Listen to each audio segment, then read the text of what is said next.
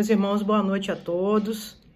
Eu sou Cláudia Aragão, trabalhadora da Seara Espírita, e é um grande prazer estar aqui com vocês na noite de hoje, nessa doutrinária do Centro Espírita Vila de Abrantes.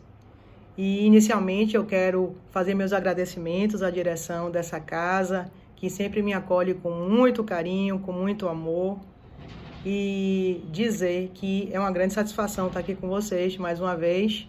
Agora nessa situação um pouco inusitada, né? Estamos em tempo de pandemia, mas graças a Deus que podemos realizar as nossas reuniões doutrinárias e continuando a desenvolver, cada um de nós, o trabalho dentro da Seara do Cristo. Antes de iniciar minha palestra, eu gostaria de fazer a leitura de um texto que eu escolhi com muito carinho para vocês na noite de hoje. É um livro que eu gosto muito e até não é muito conhecido de algumas pessoas, muitos até desconhecem. A psicografia do Dr. Elzio Ferreira de Souza. Dr. Elzio, que foi um trabalhador incansável dentro da Seara Espírita aqui na Bahia, tem livros maravilhosos publicados. Então eu achei que seria uma forma também de homenageá-lo, trazendo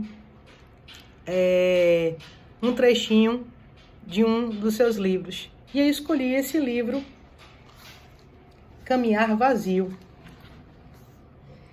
E dentro desse livro, que é um livro de poemas, de autoria do espírito chinês Lin Chengyu, eu vou ler para vocês uma poesia, um poema que eu considero assim muito tocante, para iniciar o nosso diálogo na noite de hoje. Caminhar vazio. Caminhar vazio é percorrer livre e solto, sem prisões, sem algemas, as estradas da vida. Nem discriminações, nem preferências, absoluta renúncia, absoluta entrega. Nem riqueza, nem pobreza, apenas despojamento. Não são os que consomem, e sim os que repartem, os pioneiros do destino, que o têm em suas mãos e o renovam. Poetas da alma, escrevem epopeias silenciosas, cânticos de amor que redimem calcetas, quebrando grilhões. Porque o passado deveria ser o senhor da vida, se cada nova vida é esperança de renovação. Não ressuscites espectros e fantasmas, nem os alimentes com fugas e fantasias. Somente o serviço desinteressado liberta. Os mortos devem continuar mortos. É o pecado maior que o amor? O perdão também não é lei? Medes a misericórdia de Deus pela tua justiça? Caminhar vazio, caminhar com Deus, é adquirir a imobilidade divina. Então, com essas palavras iniciais do espírito Lin Chengyu, nós vamos fazer nossa prece inicial. Amado Mestre Jesus, irmão de luz, na noite de hoje, abençoa a cada um de nós. Iluminai, Senhor, todos aqueles que nos ouvem nesse exato momento. Iluminai, Senhor, o Centro Espírita Vila de Abrantes e todos os seus trabalhadores dedicados, que estão focados cada vez mais na prática do bem, na prática da caridade, do amor ao próximo. Que possamos, Jesus, viver cada vez mais estes teus ensinamentos, nos libertar de todas as amarras que impedem o nosso desenvolvimento como espíritos que somos e cumprir, de fato, aquilo que nos propomos nessa atual existência. Pai nosso que estás nos céus, santificado seja o vosso nome. Venha a nós o vosso reino. Seja feita a vossa vontade, assim na terra como no céu. O pão nosso de cada dia nos dai hoje. Perdoai as nossas ofensas, assim como nós perdoamos a quem nos tem ofendido. Não nos deixeis cair em tentação, mas livrai-nos, Senhor, de todo o mal. Assim seja. Muita paz a todos.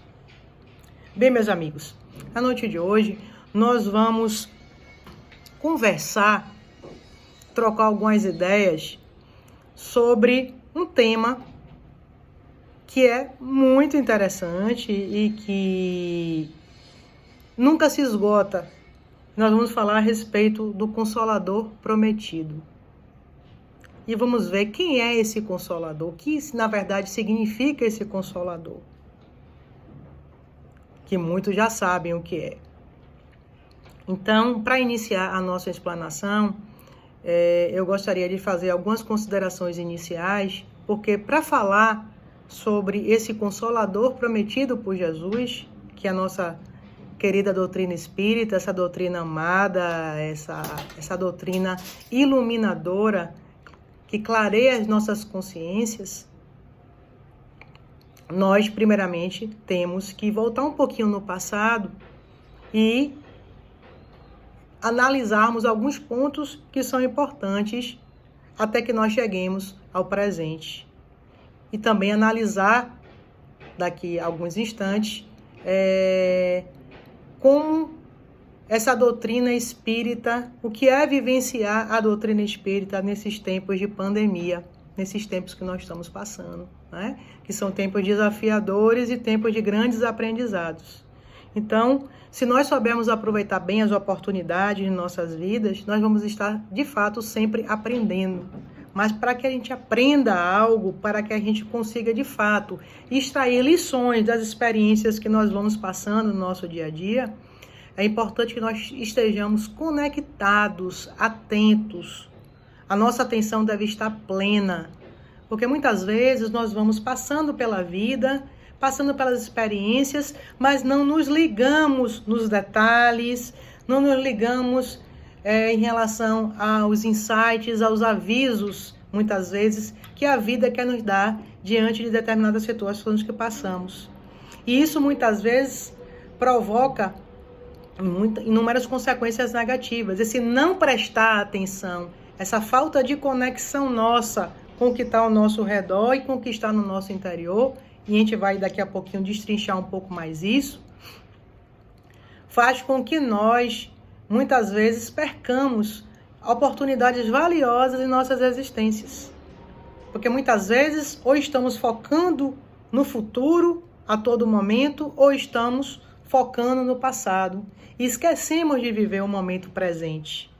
E é esse momento presente que vai me dar um futuro mais gratificante. E é esse momento presente que vai me fazer ressignificar algumas experiências negativas do passado. Então, a atenção plena ao que nós estamos passando, vivenciando, é de fundamental importância em nossas vidas, no nosso dia a dia. E isso a doutrina espírita, nós vamos ver daqui a pouquinho também, nos chama muito a atenção. Mas, para iniciarmos o nosso diálogo, nós vamos buscar o nosso Evangelho segundo o Espiritismo. Quando nós falamos de o Consolador prometido, não podemos deixar de citar o evangelista João. João, que todos vocês conhecem, conviveu com Jesus, era o mais jovem à época. Ele tem uma característica especial nas suas narrativas. Cada evangelho, Mateus, Marcos, Lucas e João, ele tem características específicas, né? Mateus, o evangelho de Mateus, ele tem um determinado tipo de abordagem, de Marcos, de Lucas, que não conviveu com Jesus, e João. O evangelho de João, segundo Pastorino, Carlos Torres Pastorino, que é um dos grandes comentadores do evangelho, cujas obras eu recomendo todos vocês possam ler, porque realmente são os 8 volumes de Pastorino, são realmente de comentários aos versículos do Evangelho, são magníficos, né? Sem detrimento de outras obras também tão magníficas quanto, mas foi um trabalho assim primoroso, né? Carlos Pastorino, que é conhecido por todos nós pelo seu livro Minutos de Sabedoria. Mas, para os que não sabem, existe essa obra valiosa de comentários a respeito do Evangelho de Jesus, do Novo Testamento, que é também de Pastorino. E que está disponível na internet para todos nós, para quem quiser pesquisar e acessar. Então, Pastorino, ele ao analisar um pouco as características do Evangelho de João, ele sempre nos sinaliza que o Evangelho de João, ele é considerado um evangelho repleto de simbolismos. Seria um evangelho mais espiritual. Eu particularmente me identifico muito com o estilo de narrativa, o estilo desta narrativa. Então ele é considerado um evangelho espiritual, um evangelho místico, repleto de simbolismos. E a gente vai perceber que existe uma diferença realmente entre o estilo dele e o estilo dos demais evangelistas. E João era considerado o discípulo mais amado de Jesus. Então é justamente João que vai trazer para a gente, em uma de suas passagens, em uma das suas narrativas, a menção em relação à questão do Consolador prometido por Jesus. Então, assim, eu vou ler para vocês. Se me amais, guardais os meus mandamentos, e eu rogarei a meu Pai, e ele vos enviará outro Consolador, a fim de que fique eternamente convosco. O Espírito de verdade, que o mundo não pode receber, porque o não vê e absolutamente o não conhece. Mas, quanto a vós, conhecê-los-eis, porque ficará convosco e estará em vós. Porém, o Consolador, que é o Santo Espírito, que meu Pai enviará em meu nome, vos ensinará todas as coisas e vos fará recordar tudo o que tenho vos dito. João, capítulo 14, versículos 15 a 17 e 26. Essa passagem do Evangelho de Jesus, evidentemente, pode ser interpretada das mais diversas formas. Então, se nós formos parar para analisar dentro de um contexto, né? Se formos pesquisar dentro de determinadas obras protestantes, nós vamos ver um determinado tipo de abordagem. O interessante é que, se a gente for analisar com cuidado cada uma dessas análises, a gente vai perceber as interpretações que são feitas, a gente vai perceber que todas têm a sua validade, no final das contas. Porque, muitas vezes, os comentários, as interpretações não são excludentes. Mas, através do conhecimento que nós temos hoje, trazido pela doutrina espírita, nós conseguimos, evidentemente, que entender, hoje em dia, determinadas passagens evangélicas de uma forma mais ampla, mais abrangente, com os conhecimentos que nós temos trazidos pela nossa querida doutrina espírita. E daí que é válido, sim, nós pesquisarmos e estudarmos, utilizarmos as mais diversas fontes, porque nós aprendemos cada vez mais e começamos a olhar também essa passagem também de outras formas. Mas, dentro do nosso contexto e da nossa proposta da noite de hoje, vamos analisar o que significa, na verdade, esse Consolador prometido, né? Nós tivemos um primeiro grande Consolador, que todos sabem quem é, que é o nosso amado Mestre Jesus, o Cristo. Grande Consolador mesmo, e que sua mensagem abalou o mundo. Lembrando que na época que Jesus, antes de Jesus vir ao mundo, existia uma profecia de Miqueias, de que em um determinado momento, naquela região que Jesus nasceu, viria o Messias, viria este Salvador, que ia salvar aquele povo da opressão, da subjugação e de uma série de mazelas. Mas, quando Jesus veio à Terra, quando ele encarnou, evidentemente que sua presença não foi percebida de imediato e até o início mesmo da sua missão propriamente aqui na Terra, porque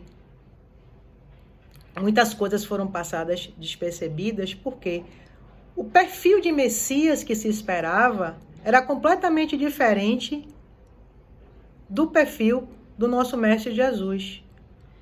Porque esperava-se alguém mais violento, que não fosse pacífico, como foi o Mestre Jesus. Ou seja, uma pessoa, alguém, esse Messias seria alguém que tinha um perfil completamente diferente do que, na verdade, nós tivemos. Fruto, evidentemente, da concepção atrasada da época, do atraso espiritual, evidentemente, dos espíritos da época. Então, esperava-se um Messias violento, truculento, e que iria vencer as dificuldades e iria ajudar aquele povo a transpor os problemas de uma forma mais violenta. E aí, na verdade, nós tivemos o quê?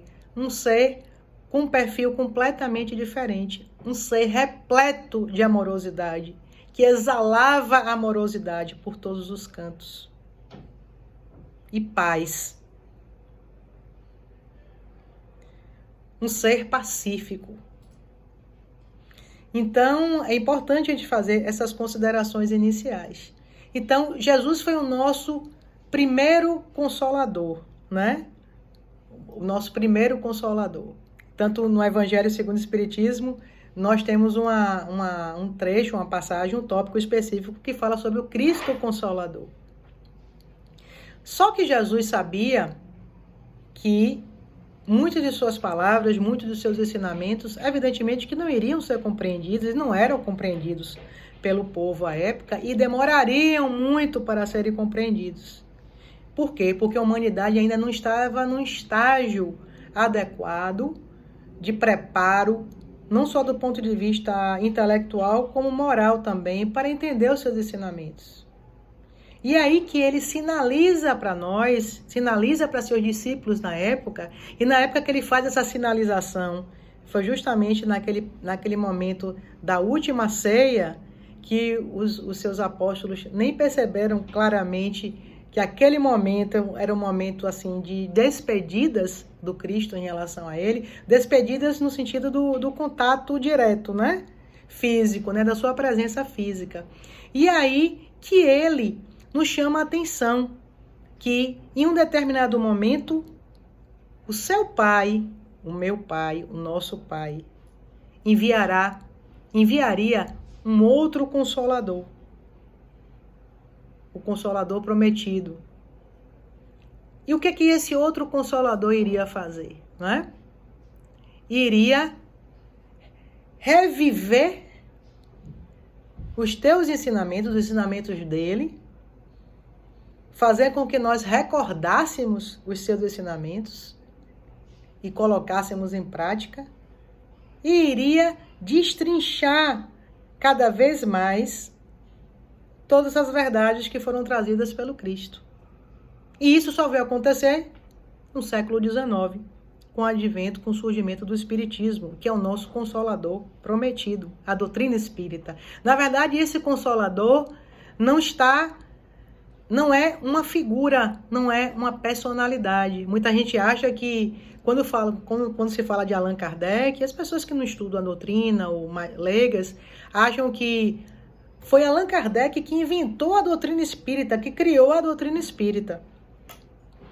Claro que nós não estamos minimizando e menosprezando, evidentemente, o trabalho magnífico que foi desenvolvido por Kardec, mas sabemos que todo o trabalho, né, de implantação do espiritismo, do surgimento do espiritismo, foi um trabalho eminentemente coletivo, foi um trabalho coletivo de Kardec, bem como a pleiade de espíritos elevados, superiores, que tiveram participando desse trabalho, dentre eles o nosso mestre amado Jesus também.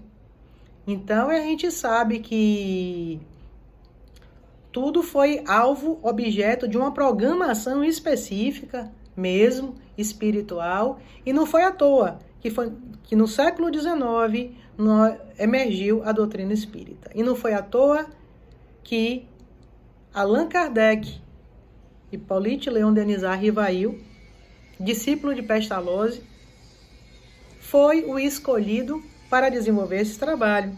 Evidentemente que ele poderia declinar dessa sua missão, mas a responsabilidade da sua missão, ele sabia que era grande e que de fato não seria fácil, porque oposições ocorreriam, ele sabia que ia ser rechaçado, mas ao mesmo tempo sabia que se mantivesse firme, sério, nos seus ideais, nos seus propósitos, junto com a espiritualidade superior, os frutos seriam extraordinários. Então, que justamente no século XIX, esse século especial, e a gente vai ver por que esse século é um século especial, e que emerge a nossa doutrina espírita. Isso, de fato, não foi algo à toa, como eu acabei de falar, porque a humanidade já estava num estágio já propício para receber determinados tipos de conhecimentos e de ensinamentos. Quando eu falo propício, eu não estou querendo dizer que ela estivesse num nível onde todos estivessem num nível de compreensão absoluto, não é isso que eu quero dizer, mas um momento histórico, um momento político, um momento econômico, ele possibilitou que o desenvolvimento de todo o pensamento espírita ele pudesse ocorrer. Então, a gente lembra que o século XIX, né, foi um século marcado pelo culto à razão e aquele velho dilema entre religião e ciência. E a doutrina espírita vem mostrar o que para a gente? Que religião e ciência estão integrados, até porque a nossa doutrina espírita ela tem um tríplice aspecto, né, o científico, o filosófico e o religioso. E essa doutrina espírita, que é essa doutrina luminosa, e é uma doutrina esclarecedora e consoladora, ela vem nos mostrar o quê? Né? Vem dar resposta, vem acalentar os nossos corações, daí chamar-se também de doutrina consoladora, porque ela vem acalentar os nossos corações, né? Acalmar as nossas angústias em relação a questionamentos básicos que o homem sempre fez. De onde eu vim? O que na verdade eu sou? Qual o propósito de minha vida? Qual a finalidade da minha existência? Qual o sentido da minha vida? Quando nós fazemos essa pergunta, evidentemente que nós estamos entrando num aspecto filosófico do espiritismo. Por outro lado, quando nós vamos questionar a respeito da natureza e do objeto da doutrina espírita, e a gente sabe que o objeto de estudo da doutrina espírita são quem? Somos nós, os espíritos, né? Nós vamos estar entrando no campo científico, né? No aspecto científico do espiritismo e tão bem trabalhado, tão bem desenvolvido por Kardec, que como grande cientista na época e como na condição de homem, de um conhecedor profundo das mais diversas ciências, teve condições de fazer um trabalho minucioso e primoroso em relação à codificação, a todas as obras da codificação.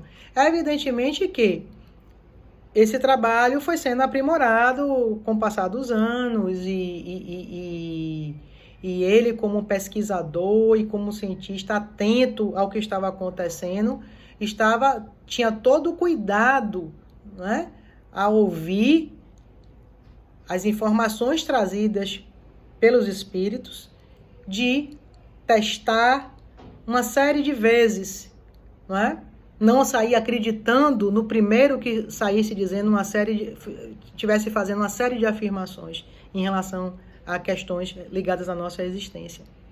Então, esse aspecto científico da doutrina espírita é outro pilar importante. E, finalmente, o nosso aspecto moral, né? O nosso lado moral, o lado moral da doutrina, né? O aspecto moral, que está todo embasado dentro do Evangelho de Jesus. Por isso que chamamos o Espiritismo de cristianismo redivivo, Por quê? Porque é uma revivescência do cristianismo, né? Que é justamente o quê? Aquilo que acabamos de falar alguns minutos atrás, não é? É a proposta do Cristo, não é? Que é que reviver o evangelho de Jesus, os ensinamentos de Jesus, recordar os ensinamentos de Jesus, que estão dentro de nós, mas adormecidos, infelizmente, e que precisam ser acordados, não é? Nosso interior é luz, como todos nós sabemos. Nossa essência é divina. Mas essa nossa essência divina, esse nosso eu divino, muitas vezes, está ofuscado por uma gama de negatividades que carregamos dentro de nós. E à medida que nós vamos nos libertando, transformando, melhor dizendo, essas negatividades, porque a gente vai perceber que não é questão de exterminação de negatividade. Isso é uma falácia, isso é uma expressão equivocada. Não há exterminação. O que há é um processo de transformação. Não é? Transformar, de reconhecimento em primeiro lugar, a gente vai ver daqui a pouco isso.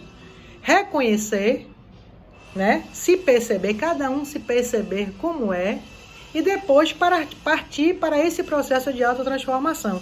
Então nós temos 3 etapas aí, né? O autoconhecimento, que vai me levar ao autoaprimoramento, que vai me levar à autotransformação. Então a gente percebe que o autoconhecimento, que é de fundamental importância para todos nós, é uma das etapas desse processo. Então, transformar uma negatividade, e essa expressão negatividade a gente pode utilizar várias outras sinônimas. Por exemplo, a psicologia junguiana utiliza a expressão sombra. Outras filosofias, outras correntes filosóficas e religiosas utilizam outras expressões também. Mas todas, na verdade, no fundo significam a mesma coisa, independentemente da denominação.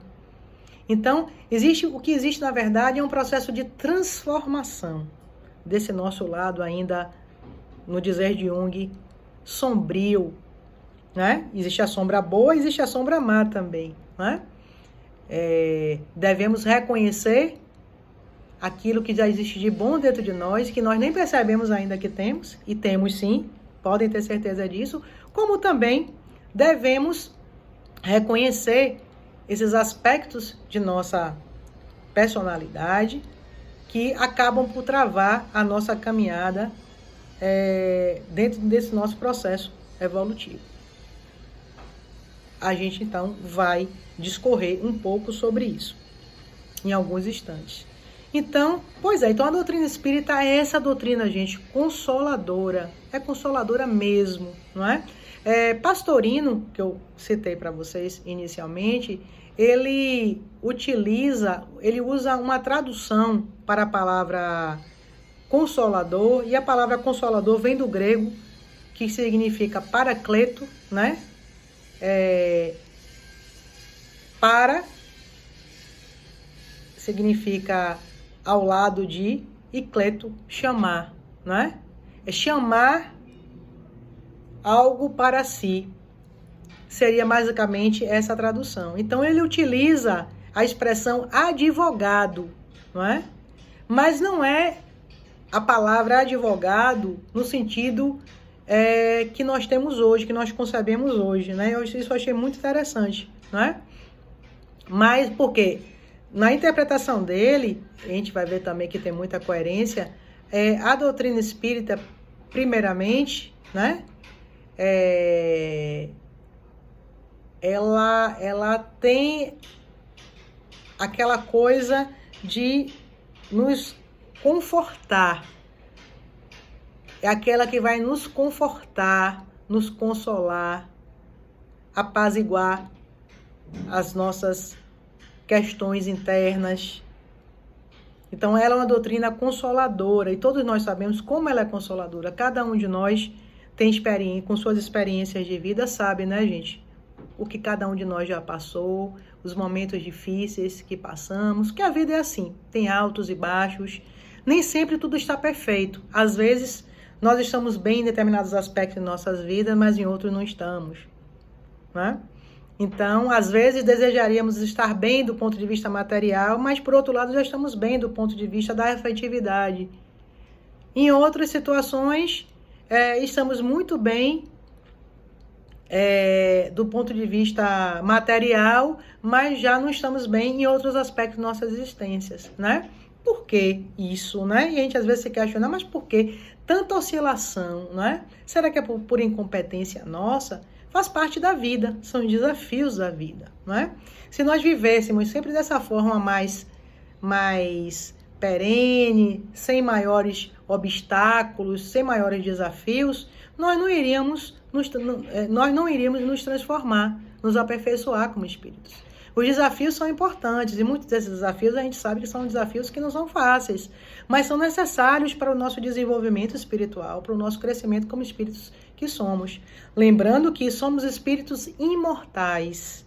E esse conceito de espírito imortal é de extrema importância para todos nós. Por quê?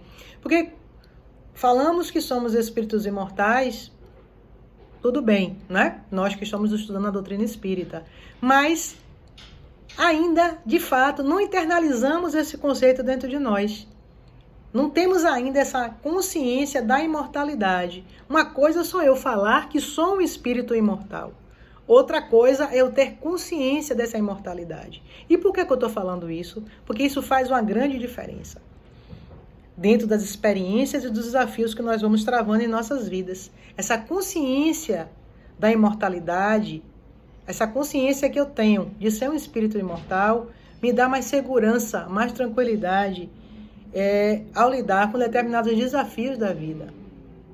É por isso que nós vemos tantas pessoas angustiadas, desesperadas, que muitas até buscando o suicídio, né, como solução para as suas dificuldades, pelos problemas que têm enfrentados. E com isso eu não estou, evidentemente, criticando, porque a gente sabe que todos nós somos frágeis mesmo, todos nós temos nossas fragilidades e temos momentos difíceis na vida. Mas, à medida que nós vamos trabalhando essa base espiritual dentro de nós, torna-se muito mais fácil nós contornarmos os desafios que estão diante de nós. Eu vejo muitas vezes em trabalhos dentro de centro espírita, né? Nós que somos trabalhadores dentro da seara espírita, né? Os relatos que os espíritos que cometem suicídio fazem, né? Muitos deles, em sua maioria, de arrependimento mesmo, de grande arrependimento, não é? E situações que poderiam, de fato, ser evitadas, se fossem adotadas outras providências, outras medidas. E isso vale, evidentemente, não só para esse ser que eu estou falando, esse indivíduo, como também para as pessoas que convivem com eles, né? O cuidado que nós temos que ter também com o outro, principalmente com aquele que está perto de nós, que convive conosco no nosso dia a dia, e que muitas vezes está ali, ao seu lado, mas você não percebe. O que é que eu estou querendo chamar a atenção com isso? O que significa perceber o outro, não é? Perceber o outro não é só você perceber a presença física, mas nas entrelinhas, né, você ter sensibilidade, muitas vezes, para perceber aquilo que muitas vezes não está sendo dito, não está sendo exteriorizado, não está sendo externado. E isso requer o quê? A atenção plena de nós. Então, um belo dia, nos surpreendemos com um parente, com um companheiro, com uma companheira, que de repente resolve cometer suicídio. E aí, fazemos o seguinte questionamento: o que será que aconteceu? Eu nunca tinha... Será que ele estava assim, ou que ela estava assim, tão angustiada? Por que ela não me disse nada? Por que ele não me disse nada?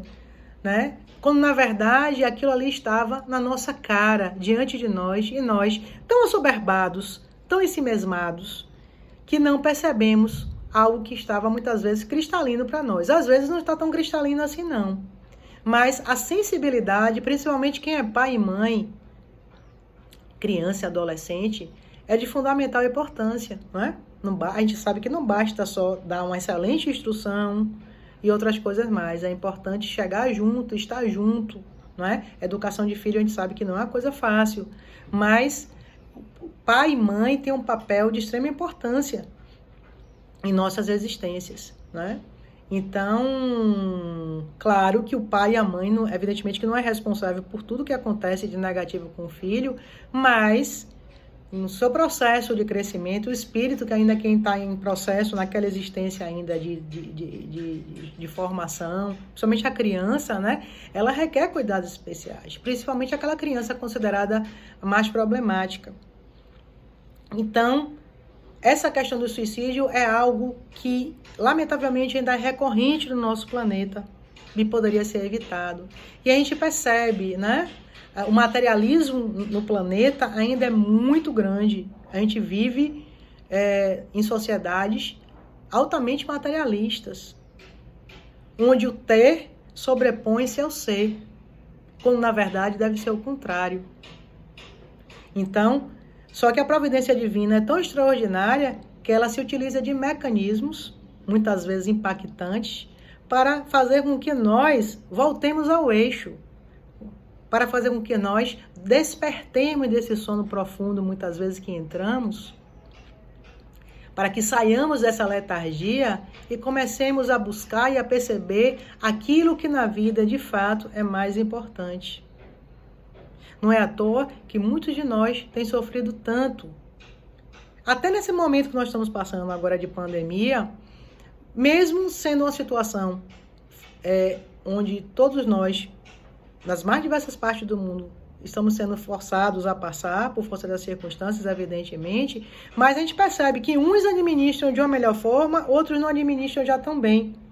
E a base espiritual do ser, a gente sabe que faz uma diferença grande dentro desse processo aí.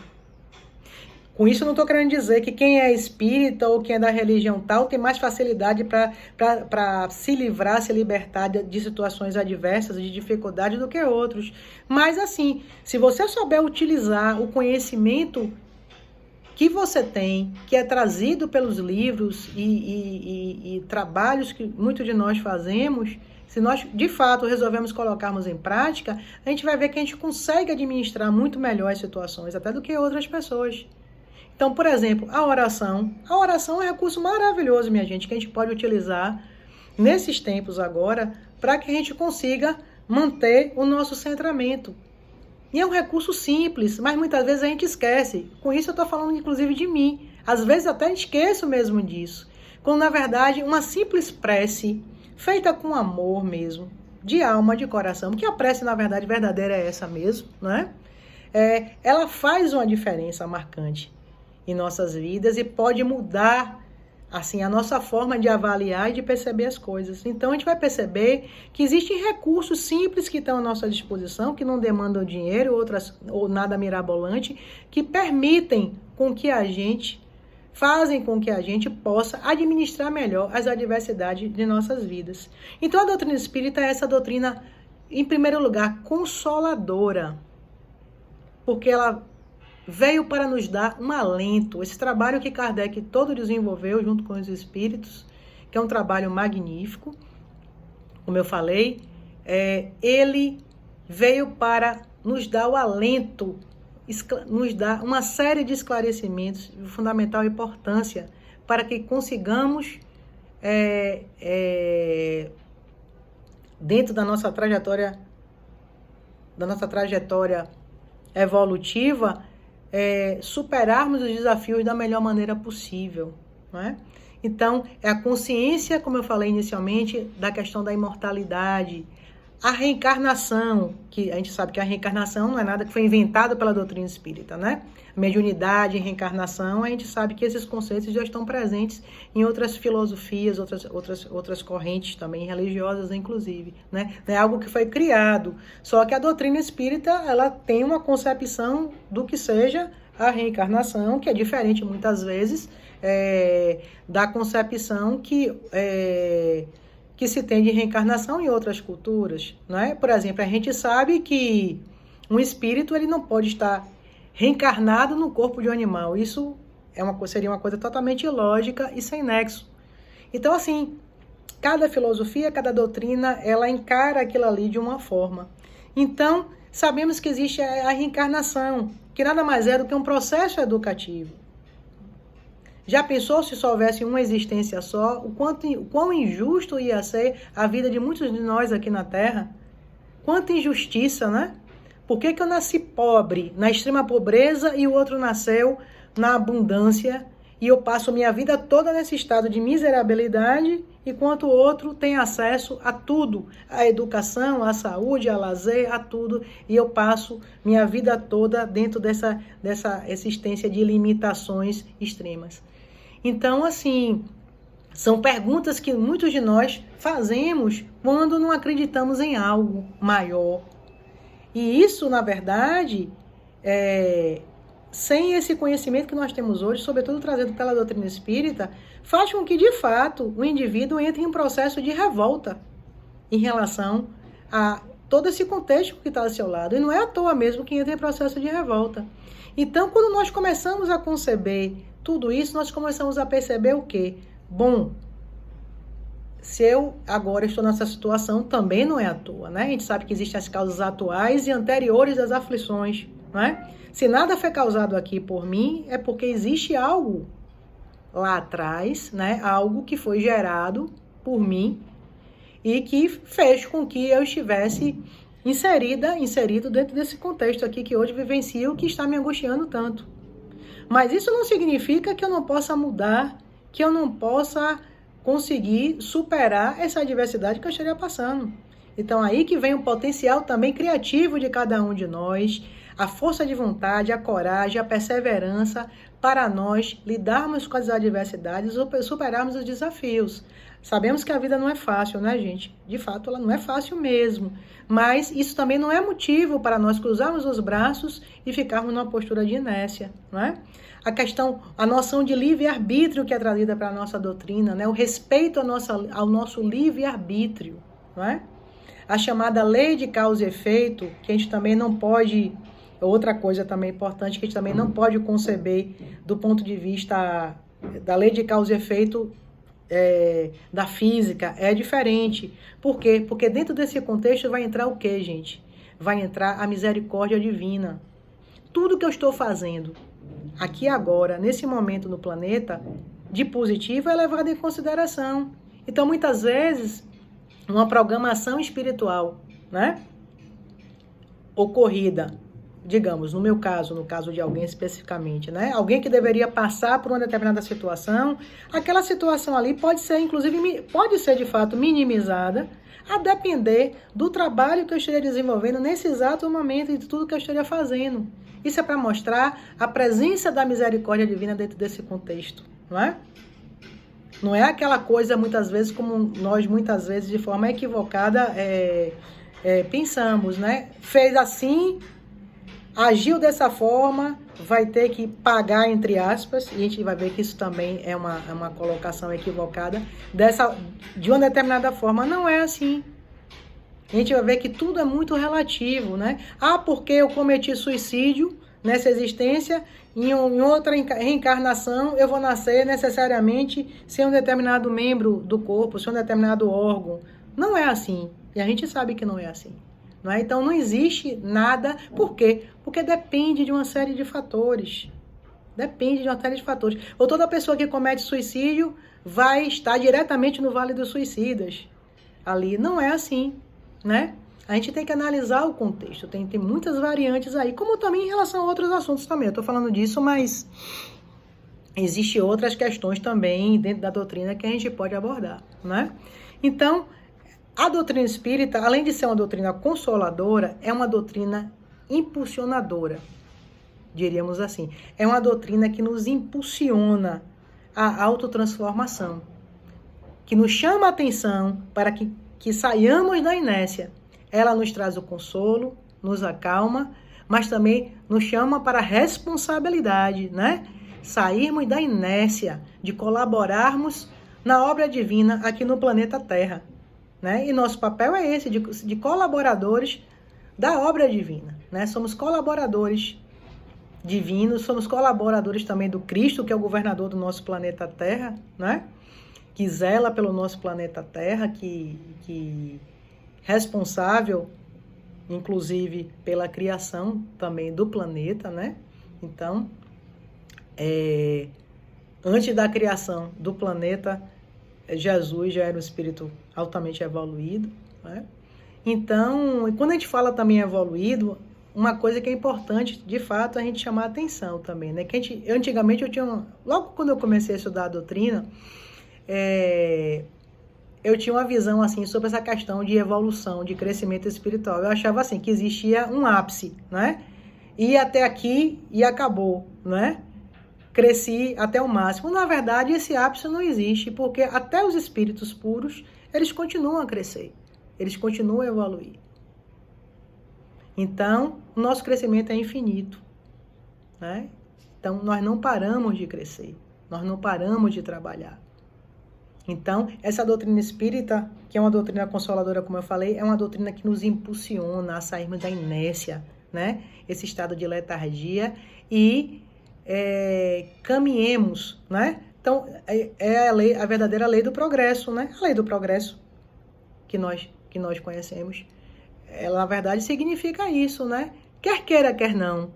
Evidentemente que meu livre-arbítrio é respeitado, mas estamos fadados a evoluir. Não tem jeito. Tudo vai conspirar para que eu saia do lugar, para que eu cresça, para que eu evolua, né? Esse é meu destino. Claro que uns chegam mais cedo, né? Outros chegam mais tarde, né? Nós, os trabalhadores da última hora, né? Os que estamos aqui na Terra, né? Somos todos trabalhadores da última hora, salvo honrosas e raríssimas exceções, mas o importante é que a gente comece o quanto antes a trabalhar, né? Que aqueles que já começaram a despertar para essa realidade espiritual, literalmente, coloquem a mão na massa e trabalhem em prol do seu aperfeiçoamento moral, do seu crescimento dos mais diversos sentidos. E a gente só cresce de verdade olhando para o outro, percebendo a existência do outro, né? Jesus disse, né? E claramente, e os espíritos de luz, os benfeitores, sempre nos chamaram a atenção em relação à questão do orgulho e do egoísmo como grandes chagas da humanidade. É verdade. O egoísmo e o orgulho são grandes chagas da humanidade, são problemas gravíssimos, seríssimos, né? E quando falamos em entraves, negatividades e problemas, eu lembrei aqui de uma coisa interessante para relatar para vocês em relação a essa questão do nosso autoaprimoramento, nossa autotransformação. André Luiz, no seu livro Ação e Reação, em um determinado trecho, ele faz uma abordagem extremamente interessante, onde ele nos traz o relato de um obsessor que fez parte de uma escola, dentro da espiritualidade, de um curso, não é? Um curso dentro da espiritualidade para justamente obsediar, para justamente ele ter ferramentas mais eficazes para prejudicar aqueles que seriam o seu alvo. E aí que ele utiliza em determinado momento a expressão desejo oculto, ou tema básico de nossa existência. Isso é interessante, essa expressão, e até Haroldo Dutra Dias nos traz muito bem, né, essa explanação, uma vez de forma brilhante, um congresso em Curitiba, o ID, ele fez uma exposição extraordinária em relação a essa questão aí. Ele nos chama a atenção em relação à questão do desejo oculto. O que seria esse desejo oculto, né? Que esse obsessor tanto fala, né? O desejo oculto, o tema básico da nossa existência, seria o nosso calcanhar de Aquiles. Todos nós, espíritos imortais que somos, temos um calcanhar de Aquiles. E o que seria esse calcanhar de Aquiles, né? Todo mundo lembra da mitologia grega, né? Aquiles, que foi banhado nas águas do rio Esfinge pela sua mãe, e ao banhar-se nas águas, né, essas águas terminaram por protegê-lo, né? Esse banho nas águas acabou por blindá-lo em relação a qualquer tipo de negatividade que viesse a ocorrer, de adversidade, de problemas. Mas o calcanhar dele ficou de fora, né? Os calcanhares, né? Então, e ele justamente tornou-se vulnerável justamente nessa região. E todo mundo que sabe um pouquinho de mitologia grega sabe os desdobramentos de tudo isso, né? Então, todos nós temos um determinado ponto fraco. Aí você vai dizer assim, Cláudia, mas nós não temos várias negatividades, por que você falou em um ponto fraco? Não foi à toa, não. Claro que nós temos uma série de negatividades, defeitos, isso aí é inegável, isso é plenamente perceptível. Mas, quando eu falo em desejo oculto, e dentro da visão trazida para a gente por André Luiz, muito interessante, seria esse nosso calcanhar de Aquiles. Seria o quê, gente? Basicamente seria aquele fator, aquele problema básico de cada um de nós, espíritos que somos, que tem travado a nossa caminhada evolutiva. É aquele problema de base que cada um de nós tem, que ao longo das mais diversas existências tem travado e dificultado sobremaneira a nossa caminhada. Então, é imperioso, é importante que a gente identifique esse desejo oculto, ou tema básico das nossas existências, ou calcanhar de Aquiles, qualquer expressão que a gente queira utilizar. Por quê? Porque a gente pode ter uma qualidade de vida muito melhor. Eu vou dar um exemplo para ficar um pouco mais claro em relação ao que eu estou querendo falar, né? Em uma determinada doutrinária, até aqui no SEVA, eu já havia falado, assim, fiz uma palestra especificamente sobre isso, e realmente é um tema muito interessante, sobre esse desejo oculto, ou tema básico de nossas existências. Então, seriam basicamente 4 problemas básicos que nós carregamos dentro de nós, ou temas básicos, né? Um está ligado à questão do prazer, outro está ligado à questão da posse, o outro está ligado à questão do poder, e outro está ligado à questão do prestígio. Quando eu falo em prazer, né, o prazer ele está associado a uma série de coisas, né? Eu posso ter prazer na preguiça, eu posso ter prazer em consumir excessivamente, o consumismo, que é um dos grandes problemas da humanidade hoje em dia, o consumismo excessivo, que tem trazido desequilíbrios nos mais diversos campos, inclusive no campo ambiental, né? A gente sabe que é um problema grave mesmo, né? Então,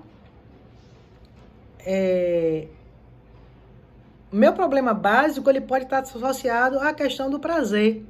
Prazer em ser preguiçoso, prazer de comprar muito, prazer na questão da sensualidade ou da sexualidade em excesso. Não estou falando do lado sadio, eu estou falando, evidentemente, do lado mais desequilibrado, né? Porque tudo em excesso, ele gera desequilíbrio. A gente sabe, não é? Então, a gente vai perceber que o problema, na verdade, não vai estar em eliminar tudo isso aí, mas usar isso que nós temos a nosso favor, não é? E aí vem todo o simbolismo também de Aquiles, né? Aquiles foi presenteado com cavalos que eram considerados imbatíveis, que imortais e que não poderiam ser atingidos de forma alguma. Então, seria mais basicamente assim, que nós utilizássemos essas nossas negatividades ao nosso favor, e temos como utilizar, né? O prestígio, o poder, que é um grande problema, né? O uso equivocado do poder. E como nós vemos isso no nosso dia a dia, né? Os exemplos são assim fartos, né? Com pessoas muitas vezes que já deveriam ter um certo nível de maturidade, de responsabilidade, de percepção da vida, a gente vê com comportamentos assim extremamente arrogantes, prepotentes, desequilibrados, e que na verdade não vai levá-lo a nada. Então, é saber usar com a sabedoria o poder, usar aquele poder que você tem a seu favor, e usar aquela condição material que você tem abundante a seu favor. Usar o prestígio que você tem, o prestígio é outro ponto básico aí que a gente vai analisar também a seu favor. Então, é importante que cada um de nós faça uma reflexão com calma, e muitas vezes a gente vai precisar até de ajuda de um psicoterapeuta para a gente conseguir perceber certas coisas mais profundas, para perceber onde é que está esse nosso problema de base que tem atrapalhado muito a nossa caminhada evolutiva. E isso só cada um de nós pode fazer por si. Então isso é muito interessante. E por que eu estou contando isso? Porque esse espírito, na obra de André Luiz, Ação e Reação, ao narrar isso, a narrativa dele é muito interessante, ele conta de que forma ele conseguia atingir os objetivos dele. Porque ao estudar a personalidade, esses aspectos negativos de cada indivíduo ali, ele conseguia justamente ir no calcanhar de Aquiles, no ponto fraco, no desejo oculto daquela pessoa ali. Desejo oculto, gente, dentro dessa discussão aqui que a gente está tendo, tem a ver com a questão da negatividade, seria a questão da negatividade, né? O problema de base que eu falei aqui agora. Não significa, não é o desejo oculto em outro sentido, não.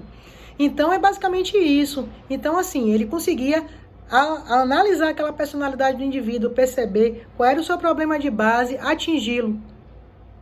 Então, isso é importante que a gente perceba, cada um perceba em si mesmo, para não ficar justamente vulnerável às investidas espirituais nefastas, negativas. E muitas vezes nós acabamos por ceder e por nos comprometer justamente por não trabalharmos esses problemas de base, e às vezes um trabalho edificante, maravilhoso, que estava sendo desenvolvido, inclusive até espiritual, vai tudo por água abaixo. Não é? É uma fofoca que nós damos ouvido, e que acaba por comprometer todo um trabalho belo que estava sendo desenvolvido por um determinado grupo espiritual, e outras coisas mais. Isso se aplica a qualquer contexto de nossa vida. Então, é importante que a gente pense, que a gente reflita sobre essas questões que são importantes para cada um de nós. Então, minha gente, quando a gente fala em Espiritismo, o Consolador Prometido, nós estamos falando dessa doutrina linda, dessa doutrina maravilhosa, nesse presente que nos foi dado pela espiritualidade aqui no século XIX, que cada vez mais nos ajuda a perceber a vida, a perceber o mundo com outro olhar. Cada vez mais nos chama a atenção para a nossa responsabilidade como espíritos que somos aqui na Terra. A grande responsabilidade que carregamos aqui como espíritos. Não é? E o futuro magnífico que nós teremos. Cada vez mais nos mantendo perseverantes, trabalhando em prol do bem, não é? Porque muitas vezes a gente acha, nos questionamos nas mais diversas vezes até que ponto o bem de fato compensa, se nós não estamos sendo tolos, mas a gente sabe que o bem compensa sim. Muitas vezes os resultados nós não vamos ver agora, mas só vamos ver no futuro. E aí eu lembro, só para encerrar, daquela passagem do Evangelho segundo o Espiritismo, que trata a respeito da ingratidão, benefícios pagos com a ingratidão, não é? Se vale a pena, na verdade, continuar fazendo o bem, mesmo diante de tantas demonstrações de ingratidão que já nos foram feitas, não é? E o que é que os espíritos de luz respondem, né? Que pensar de outra forma seria um ato de extremo egoísmo. Não é porque já fomos injustiçados ou os outros foram ingratos conosco que nós devemos deixar de ser. Isso seria mais um ato de egoísmo do que de qualquer outra coisa. E a gente tem que lembrar sempre de que todo bem que a gente faz, gente, retorna pra gente. Ainda que não seja através daquela pessoa que foi a beneficiada direta. Mas a gente sabe que todo bem, toda energia amorosa, todo bem que nós fazemos dentro da nossa existência, ele retorna para nós de alguma forma. Então, meus irmãos, eu gostaria de agradecer a todos vocês pelo trabalho da noite de hoje, agradecendo mais uma vez a direção do Centro Espírita Vila de Abrantes. Que Jesus abençoe e ilumine cada um de vocês. Que a paz esteja presente dentro dos nossos corações sempre. E que nunca esqueçamos do exemplo do Mestre Jesus em nossas vidas. Sempre lembremos que não estamos sós. E aí eu queria também encerrar com um trechinho de um texto belíssimo, que também está em um dos livros do Dr. Elzio Ferreira de Souza, Divina Presença, que eu gosto muito, assim, eu tenho um afeto muito grande assim, por esse livro, Divina Presença. E é basicamente assim. E é assim que eu vou encerrar também em forma de prece. O que eu ia dizer não pode ser dito. O que foi sentido não pode ser descrito. O que foi visto é invisível. Só luz, somente luz. Mergulhado no mundo Deus. Mergulhado no outro Deus. Mergulhado em mim Deus. Deus, somente Deus. Muita paz a todos. Muita luz a todos nós. Obrigada a todos vocês.